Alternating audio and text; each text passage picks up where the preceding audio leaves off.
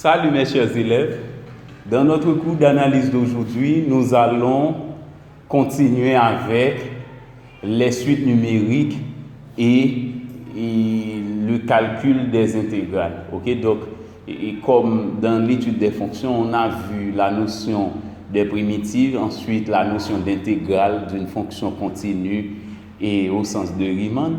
Mais pour continuer avec le programme sur les suites numériques, nous allons faire un rapproche entre les suites numériques et l'intégrale d'une fonction continue. Ok, voici l'exercice d'application d'aujourd'hui. Quel que soit n appartient à n, ou encore pour tout entier naturel n, on considère les intégrales in, somme de 0 à pi sur 2, exponentielle moins nx sin x dx, et jn, somme de 0 à pi sur 2, exponentielle moins nx cos x dx. In et jn sont deux suites. Okay? Maintenant, pour la première partie de l'exercice, on demande de calculer I0 et J0. La deuxième partie possède deux volets. La première, donc la deuxième partie de l'exo contient deux volets. Le premier volet, c'est A. Montrer que IN plus NJN est égal à 1, moins NIN plus JN est égal à exponentielle moins N pi sur 2. Ok? Dans la partie B, après avoir prouvé que IN plus NJN donne 1 et que. Donc, après avoir démontré ces deux relations, maintenant, on demande d'en déduire IN et JN. Et maintenant, la troisième partie concerne la limite des suites IN et JN.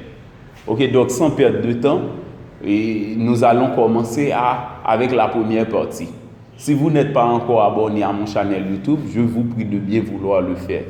Et d'aimer la vidéo si vous avez trouvé assez intéressant le cours que je dispense aujourd'hui. Ok, donc voici la première partie. La première partie concerne le calcul de I0 et J0. Puisque n appartient à n, eh bien, on peut calculer I0 en attribuant à n la valeur 0. Eh bien, je calcule I0 à partir de la première. Et donc, à partir des données de l'énoncé, IN donne somme de 0 à pi sur 2 expo moins NX sin x dx. Maintenant, pour calculer I0, il suffit de remplacer n par 0. Donc, I0 donne somme de 0 à pi sur 2, expo moins 0 par x sin x dx. Expo moins 0 par x, c'est expo 0. Donc, I0 donne somme de 0 à pi sur 2, expo 0, sin x dx. Or, expo 0 donne 1. Donc, c'est somme de 0 à pi sur 2, 1 par sin x. 1 qui est l'élément de la multiplication nous donne I0 égale à somme de 0 à pi sur 2, sin x dx. Or, nous avons appris pour calculer l'intégrale d'une fonction continue, il faut d'abord s'intéresser à une primitive de cette fonction. Et bien là, je calcule une primitive de sin x qui donne moins cos x. Maintenant, moins cos x est donc compris entre 0 et pi sur 2. Pour trouver l'intégrale I0, il suffit de faire l'application numérique. Donc ça donne moins cos pi sur 2 d'une part, moins, donc dans la formule il y a moins. Maintenant je fais la règle des signes, moins par moins plus cos 0. Ok? Moins cos pi sur 2 plus cos 0, ça donne, suivant le tableau qui résume les images des actes remarquables par les fonctions séculaires usuelles, moins cos pi sur 2 donne moins 0, parce que cos pi sur 2 donne 0. Et cos 0 donne 1. Donc c'est pourquoi on a moins 0 plus 1 qui donne 1. Donc I0 donne 1. Maintenant pour l'intégrale Jn. L'intégrale Jn c'est somme de 0 à pi sur 2 expo moins nx cos x dx. Somme de 0 à pi sur 2 expo moins nx cos x dx. Ok, maintenant pour calculer J0, on fait la même chose. On remplace n par 0. Ok, donc ça donne somme de 0 à pi sur 2 expo 0 cos x dx. Comme pour tout à l'heure, eh bien on obtient directement somme de 0 à pi sur 2 cos x dx. Ok, tout à l'heure c'était sin x. on obtenait sin x, mais à présent pour cos x, on obtient cos x. Ok, maintenant, il suffit de donner une primitive de cos x qui donne sin x. Donc, J0 donne sin x qui est compris entre 0 et pi sur 2. D'une part, je fais sin pi sur 2 moins sin 0 d'autre part. Et bien, par conséquent, on a J0 égale à sin pi sur 2 moins sin 0. Ok? Donc, sin pi sur 2 suivant le tableau donne 1 et alors que sin 0 donne 0. Donc, J0 donne 1 moins 0 qui donne 1. Ok? Donc, vous voyez, donc, suivant la première partie, c'était de calculer I0 et J0. Donc, I0 et J0 donnent la même valeur qui est 1. Ok? Maintenant, pour la deuxième partie, dans le premier volet, l'objectif de cette partie, c'est de prouver que IN plus NJN donne 1 et que moins NIN plus JN donne expo moins NP sur 2. D'abord, je commence avec IN. Donc, en voyant bien l'intégrale IN, donc en remarquant bien cette intégrale, on voit qu'on a le produit dans la fonction qu'on doit intégrer, c'est une fonction qui est le produit d'une exponentielle par une fonction sinus. Eh bien, suivant les consignes qu'on avait étudiées sur l'intégrale d'une fonction continue, lorsqu'on a un tel produit, il faut utiliser l'intégration par partie, IPP, en posant U égale à la fonction exponentielle. Eh bien, c'est pourquoi je pose U égale à l'exponentielle et suivant la règle, on cherche la dérivée. La dérivée de U par rapport à X qui donne moins N exponentielle moins NX. Ok? Donc, puisque nous avons appris de façon générale, lorsqu'on a exponentielle quelque chose, on prend la dérivée de la chose qui se multiplie par la même exponentielle quelque chose. Donc, la dérivée de moins Nx, c'est moins N, et bien c'est moins N par exponentielle moins Nx, pour la dérivée. Maintenant, l'autre partie, c'est dv, l'autre partie, c'est sin x dx. Maintenant, je cherche une primitive de sin x, ça donne moins cos x. Et bien, par conséquent, puisque nous sommes en train d'intégrer par partie l'intégrale IN, et bien par conséquent, on applique la formule IN est égal à U par V compris entre 0 et pi sur 2 moins somme de 0 à pi sur 2 VDU. On remplace U, V, DU par leurs valeurs respectives. C'est pourquoi l'on a expo moins NX pour U par V qui est moins cos X compris entre 0 et pi sur 2 moins somme de 0 à pi sur 2 V qui est encore moins cos X par DU. DU n'est autre que moins N expo moins NX. DX ensuite. Et bien maintenant, je fais le produit, ça donne moins cos X expo moins NX compris entre 0 et pi sur 2. Donc ici on a moins. Donc moins par moins plus par moins. Et puisque N est constant, puisque c'est par rapport à X que la dérivée s'effectue, donc N est dit, et c'est une variable. Et non, N est dit une constante. Ok, donc N ne varie pas, ok, suivant le contexte de l'intégrale, c'est dx qu'on met. Et bien par conséquent, je mets moins n en facteur. Ok, donc on a moins n, et ensuite somme de 0 à pi sur 2, et j'ordonne expo moins nx par cos x, puisque la multiplication dans R est une opération commutative. Et bien maintenant, si nous pouvons remarquer ici, cette intégrale-là, c'est une intégrale connue. C'est l'intégrale de Jn.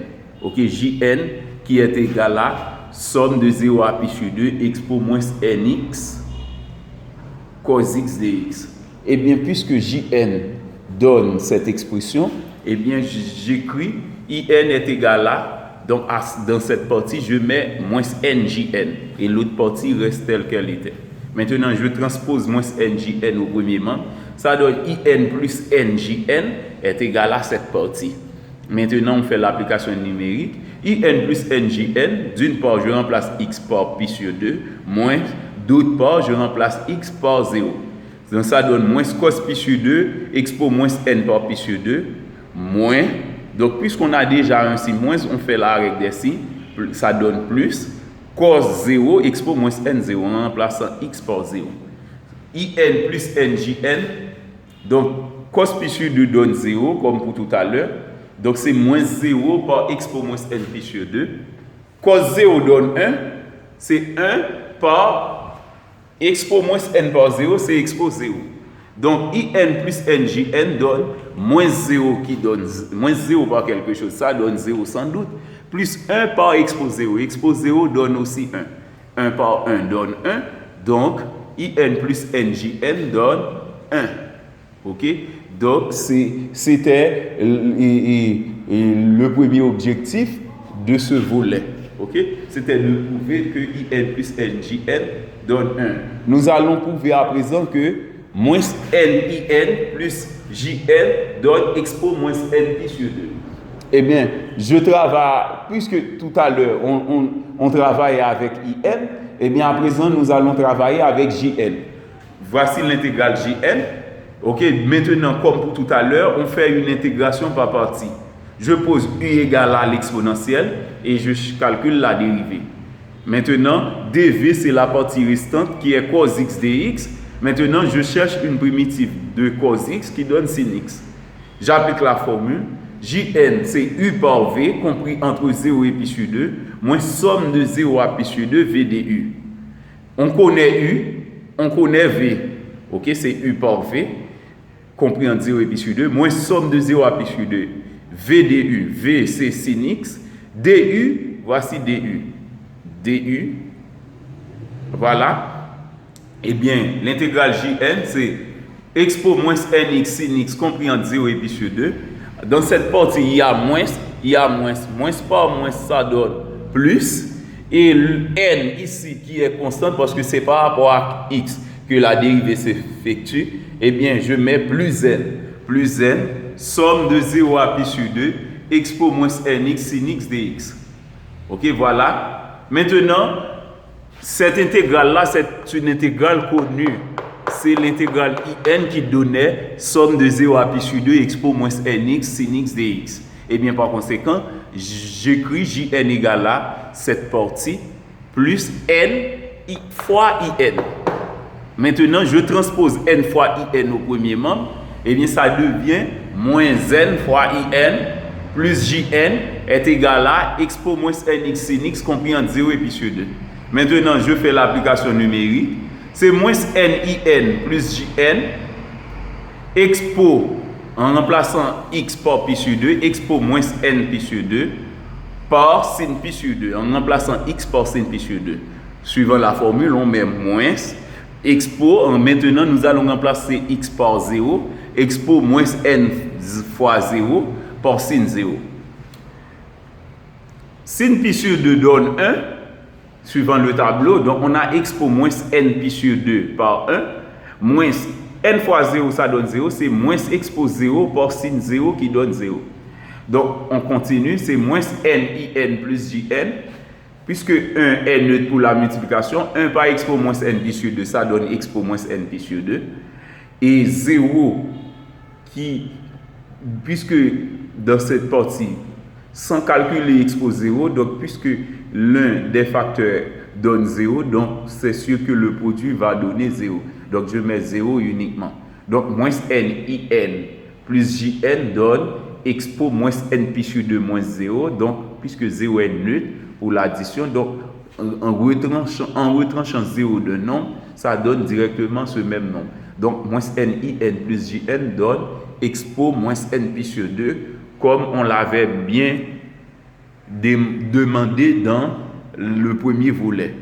Dans le second volet de la partie 2, on demande, après avoir prouvé que ce système est vrai, on demande d'en déduire in et jn. Ok, donc nous allons en déduire in et jn. Eh bien, pour ce faire, nous allons utiliser le système. On écrit à nouveau le système. Le système, c'était in plus njn est égal à 1. Moins nin plus jn égale à expo moins n pi sur 2. D'abord, je vais trouver in. Alors, je multiplie la première équation par 1 et la seconde par moins n. Et bien voilà, j'écris IN plus NJN est égal à 1.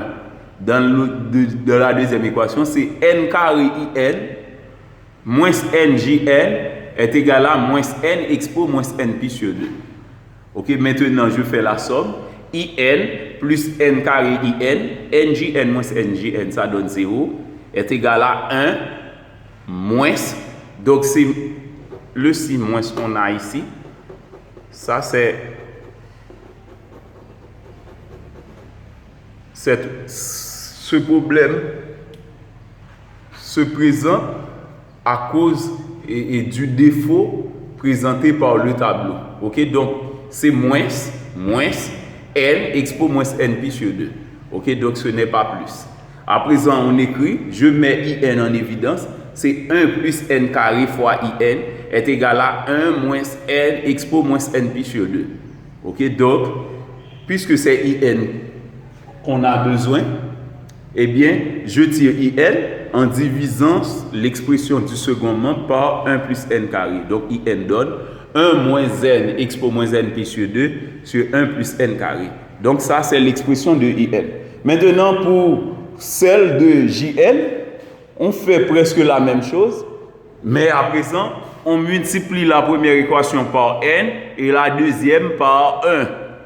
Ok, donc ça donne NIN plus N carré JN est égal à N. Et maintenant, en multipliant la deuxième équation par 1, ça donne moins NIN plus JN est égal à expo moins N pi sur 2. Donc, à présent, je fais la somme. Ça donne 0, NIN moins NIN, 0. N carré JN plus JN est égal à N plus expo moins N pi sur 2. À présent, je mets JN en évidence. Ça donne N carré plus 1, facteur de JN, est égal à N plus expo moins N pi sur 2. Maintenant, je tire JN donne l'expression du second membre, le tout qui se divise par N carré plus 1. Donc, telle est l'expression de JN. Ok, maintenant, pour la troisième partie, ok, donc, juste avant même de la résoudre, ok, donc, je vous demande de bien vouloir vous abonner à mon channel YouTube et d'aimer la vidéo. C'est ainsi que vous allez pouvoir m'encourager dans le domaine. Donc, sans vos encouragements, sans vos abonnements, je ne vais pas pouvoir continuer à travailler. Et les autres qui en ont besoin ne vont pas pouvoir trouver le maximum. Ok, donc parce que c'est sans vos encouragements, je ne vais pas continuer à aider les autres qui ne peuvent pas suivre leur cours convenablement. Ok, donc on continue. Maintenant, la troisième partie concerne la limite des suites IN et JN. Ok, puisqu'on connaît le terme général de IN, pour calculer la limite de IN, c'est en plus l'infini. Donc c'est une suite, la limite d'une suite, c'est toujours en plus l'infini. C'est la limite de ce rapport qui était la valeur de IN en plus l'infini. Donc, si nous devrions remplacer N par plus l'infini ici, dans cette partie, on aurait moins l'infini parce que c'est moins par plus l'infini en remplaçant N par plus l'infini. On aurait moins l'infini et dans cette partie, on aurait moins l'infini également parce qu'il y a plus l'infini qui va se multiplier par moins pi sur 2 qui donne moins l'infini. Donc, expo moins l'infini donne 0. Eh bien, on aurait sans doute 0 par infini, qui est une forme indéterminée. Donc, parfois en mathématiques, ce n'est pas une chose négative de trouver une forme indéterminée. Mais parfois, on peut le prévoir et on peut la prévoir et la lever ipso facto. Et bien, par conséquent, au lieu d'aller perdre notre temps de trouver la forme indéterminée puis la lever, eh bien, puisqu'on prévoit ça, eh bien, on commence par la lever. Eh bien, ce que je fais, je mets N en évidence au numérateur et au déno. En mettant N en évidence au numérateur, ce qu'on doit faire, on doit diviser chaque terme par N. Eh bien, je divise 1 par N, ça donne 1 sur N, et je divise cette expression par N, eh bien, en divisant par n, donc j'écris le terme sans n. Donc ça donne moins expo moins n pi sur 2. Donc le n qui était multiplié par l'exponentiel est donc éliminé. Maintenant, pour le déno, je mets n en évidence également. Eh bien, en divisant 1 par n, ça donne 1 sur n. En divisant n carré par n, ça donne n. Ok, donc, à présent, vous voyez, ça c'est la limite de in. Donc, je trouve une nouvelle expression. Je simplifie par n. Donc, c'est la limite de 1 sur n moins expo moins n pi sur 2 sur 1 sur n plus n. À présent, on peut remplacer n par plus l'infini comme bon ensemble. Ça donne 1 sur plus l'infini, moins expo, moins en remplaçant n par plus l'infini, moins par plus l'infini par pi sur 2, sur 1 sur plus l'infini, plus l'infini. K sur infini donne 0 pour tout k à partir à r, et cette partie donne moins l'infini, comme on l'avait prévu tout à l'heure. Ça donne 0 moins expo moins l'infini. Sur 0 plus l'infini. Ok? On continue. Et nous avons appris, lorsque nous étudions les limites sur les fonctions exponentielles, que expo moins l'infini donne 0. Lorsqu'on calcule la limite de exponentielle x en moins l'infini, ça donne 0. Et bien par conséquent, on a expo moins l'infini pour 0, donc 0 moins 0 sur plus l'infini. 0 moins 0 donne 0, et bien on a 0 sur plus l'infini. On a appris que k sur infini donne 0 pour tout réel k, puisque 0 est un réel, 0 sur plus l'infini donne 0. Donc la limite de in en plus l'infini donne 0.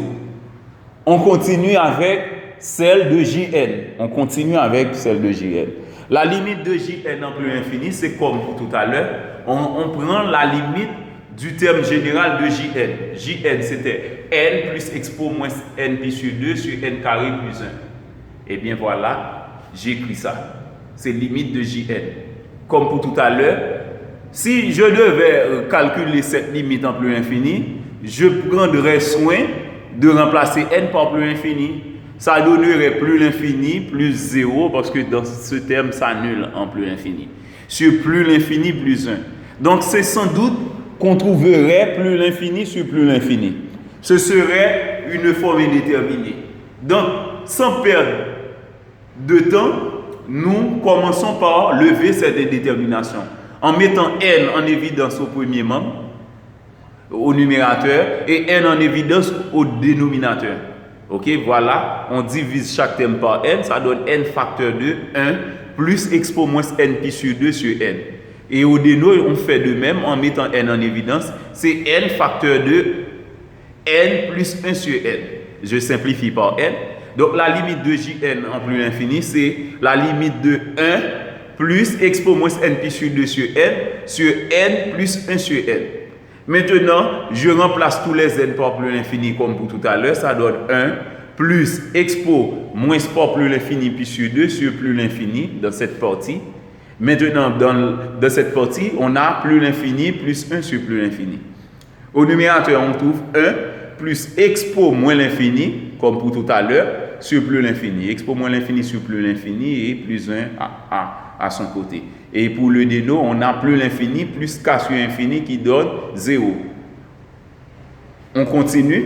Expo moins l'infini donne 0. Ça donne 1 plus 0 sur plus l'infini sur plus l'infini. 0 sur plus l'infini, ça donne 0. Eh bien, la limite de jn en plus l'infini, c'est 1 plus 0 qui donne 1 sur plus l'infini. K sur infini donne 0 pour tout réel k. Et bien, puisque 1 est un réel, donc 1 sur plus infini donne 0. Donc, la limite de jn en plus l'infini donne 0, comme pour la limite de in. Ok, c'était tout pour aujourd'hui. Veuillez me laisser vos commentaires. Merci et bonne journée.